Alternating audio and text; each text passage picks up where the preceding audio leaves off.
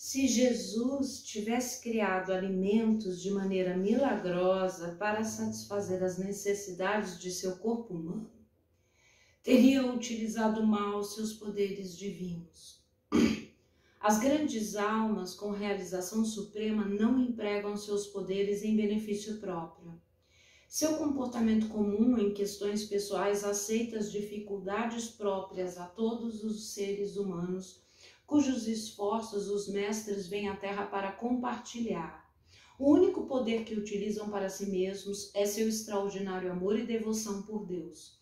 É com esse milagre supremo que eles tentam também atrair os demais à presença divina. Os milagres são apreciados pelos mortais mundanos que procuram satisfazer seus sentimentos de imperfeição, desafiando Deus a que lhes conceda provas. Mas as almas divinas não são testadas e não testam o cuidado e o amor de Deus, já que isso significaria duvidar dele.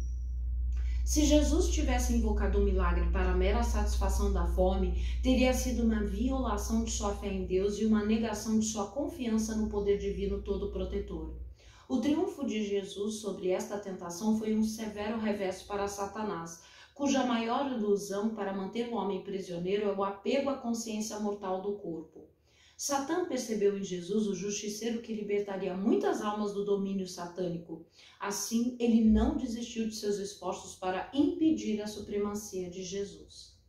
Então, o diabo transportou a cidade santa e colocou-o sobre o pináculo do templo e disse-lhe: Se tu és o filho de Deus, lança-te daqui abaixo, porque está escrito que aos seus anjos dará ordens a teu respeito e tornar-te-ão nas mãos para que nunca tropeces em alguma pedra.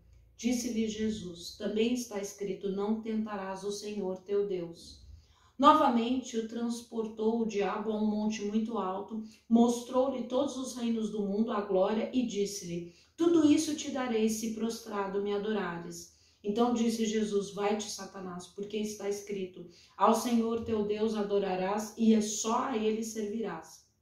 Então o diabo o deixou, eis que chegaram os anjos e o serviram. O corpo e o espírito de Jesus foram tentados e provocados por Satã, tanto subjetivamente quanto objetivamente. A força do mal tem muitos artifícios a seu comando. Satã nem sempre se emprega suas manifestações objetivas e facilmente identificáveis. Muitas vezes sua melhor estratégia consiste em sutilmente introduzir-se de modo subjetivo nos processos de pensamento e na imaginação de quem ele pretende aprisionar. Sobre tal disfarce psicológico, Satã apoderou-se da mente de Jesus enquanto ele se encontrava no altíssimo templo da meditação situado na cidade santa de sua consciência crística universal. A consciência de Jesus estava concentrada no pináculo do eixo cérebro-espinal, no ponto entre as sobrancelhas, no centro divino da percepção crística. A ilusão satânica desejava fazê-lo cair a regiões inferiores da coluna vertebral, os plexos lombar, sacro e coxígeno, o plano dos sentidos com seus apegos corporais.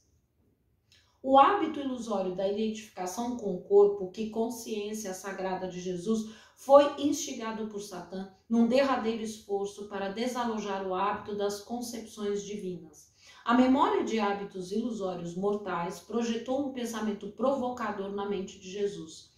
Já que reconquistei em meditação meu elevado estado de filiação divina, é seguro lançar-me aos reinos inferiores da tentação corporal. Deus me protegerá por meio dos anjos guardiões da convicção espiritual, das experiências intuitivas e da sabedoria proveniente da meditação.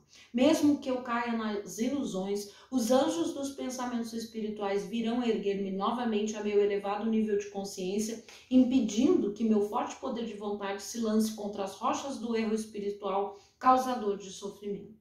A consciência precisa permanecer concentrada na verdade de sua identificação transcendente com Deus, impassível diante das tentações satânicas. Todos os anseios e desejos do homem devem ser transmutados e dirigidos para Deus, em vez de se permitir que envolvam ilusão e imagem divina que mora no ser humano. O pensamento ilusório, impositivo, conflitante, com falsa expectativa de felicidade criado pela tentação satânica, conduz ao erro que causa sofrimento. A tentação divina atrai o homem à busca da verdade que confere contentamento. Sabendo disso, Jesus desprezou a tentação do diabo, zombando de sua audácia ao tentar o Deus nele presente. Nunca é sábio pôr à prova a graça protetora de Deus, de que nos tornamos merecedores por meio das virtudes que adquirimos. Mesmo devotos adiantados caem na ilusão devido a uma presunçosa e autoafirmada confiança em suas realizações virtuosas, como sendo uma proteção diante de um desvio, ainda que momentâneo, do necessário comportamento correto e do sábio discernimento. Não tentarás a consciência divina interior e não colocará homem nenhum à prova. Cabe ao devoto permanecer sempre unido à imutável presença protetora. A força cósmica inteligente que se afastou de Deus lança seu holofote de luminosidade vibratória sobre a matéria para exaltá-la e cativar o homem com sua falsa glória cintilante. Utilizar o holofote espiritual da atenção da alma para cultuar a aparência enganadora da matéria mutável que pode nos trazer somente satisfações fugazes é deixar-se hipnotizar pelos encantos do reino sensório finito de Satã, riquezas, fama e sucesso. Reverter o holofote da atenção e focalizá-lo na alma unida a Deus na meditação significa contemplar e desfrutar o espírito imutável e eterno doador de alegria. O grande drama da existência cósmica respeita o livre-arbítrio e o poder da razão do ser humano. Em sua própria esfera de ação, o homem feito à imagem de Deus tem a mesma liberdade de escolha que Deus Pai. Deus só pode redimir o homem quando este decide agir em todos os aspectos de acordo com as leis divinas e as leis dos homens para uma vida correta. Sempre que dá início a boas ações ou abriga pensamentos puros e enobrecedores, ele acena para Deus e é automaticamente atraído para Deus a um paraíso de bem-aventurança oculto no seio da eterna futuridade. Mas tão logo pense ou haja de acordo com o mal, ele é automaticamente atraído a Satã ao envolvimento no reino da dualidade causadora de sofrimento. Quando o homem sucumbe à tentação ou se deixa levar pela ira, pelo ciúme, quando é egoísta, ganancioso, vingativo, ele aceita o convite de Satã para que esteja a seu lado. Quando o homem é senhor de si, moderado, tranquilo, compreensivo, altruísta, compassivo, envolvido na prática da meditação, está convidando Deus a ajudá-lo. Deus espera com ansiedade que todos os seus filhos retornem ao seu reino, livres do sofrimento, da morte, de todos os demais horrores e incertezas em que Satã mantém o homem constantemente envolvido mediante a escravidão. Sempre que o homem é tentado a agir mal, deve lembrar-se de que não é apenas sua mente subjetiva que o está tentando, mas também o Satã objetivo, e deve recusar-se inflexivelmente a cooperar com o maligno que deseja destruí-lo através de provocações e tentações para que prove seu poder. É por isso que Jesus disse: vai-te, Satanás, quando essa força do mal mostrou-lhe reinos de glória temporal que poderiam ser seu, caso ele cedesse às suas ilusões. Como resultado da escolha que Jesus fez, ele tem a vida eterna da bem-aventurança. Ao sair vitorioso da tentação, ele é um exemplo resplandecente para todas as almas que se esforçam por reconquistar sua filiação divina.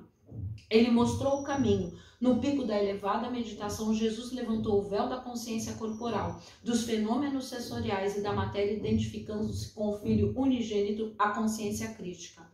Houve um tempo em que eu acreditava ser Satã uma força simbólica, uma ilusão metafísica, mas agora sei e acrescento o meu próprio testemunho ao de Jesus Cristo. Satã é o responsável pela criação de todo o mal na terra e na mente dos homens. Muitas vezes já vi conscientemente Satã prejudicando-me por meio de misteriosos infortúnios e assumindo conscientemente formas materializadas enquanto eu recebia a graça de Deus. E acabando o diabo toda a tentação, ausentou-se dele por algum tempo. A ausência de Satã por algum tempo significa o estado transcendente de autodomínio permanente quando o devoto se eleva acima da dualidade e de sua batalha compulsória